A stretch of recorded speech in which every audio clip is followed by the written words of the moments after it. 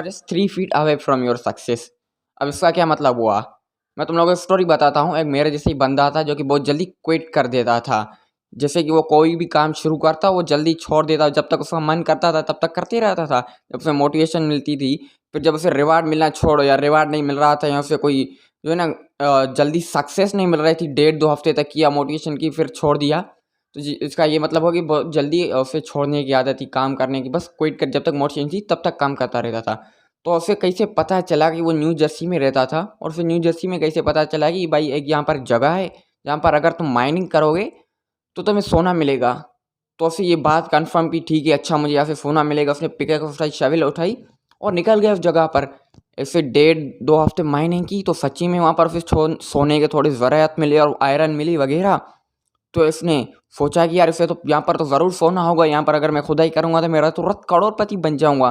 तो फिर उसे बड़ी मशीनरी का सेटअप वगैरह लगाना था अब ज़्यादा खुदाई करने के लिए, लेकिन उसके पास पैसे नहीं थे। तो मशीनरी के सेटअप के लिए उसने नाइबार्स वगैरह से पैसे लिए, लोन लिए कि भाई लोग तुम लोग मुझे ये पैसे दो, यहाँ पर मशीनरी का सेटअप लगवाएं, फिर 50-50 जो सोना मिलेगा उसे 50-50 में तुम लोगों को भी दूंगा।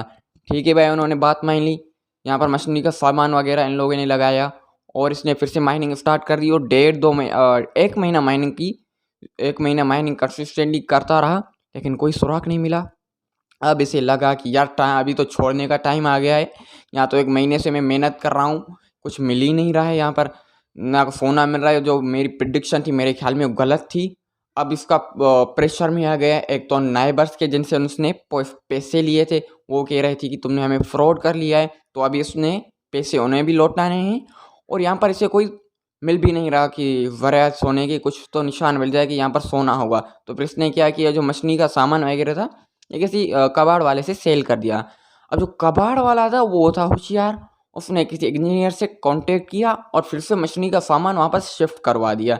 जैसे असेंबल हुआ मशीनरी का सामान, जिससे अभी इंजीनियर ने 3 फीट सिर्फ खोदाई माइन करवाई, सोना मिल गया।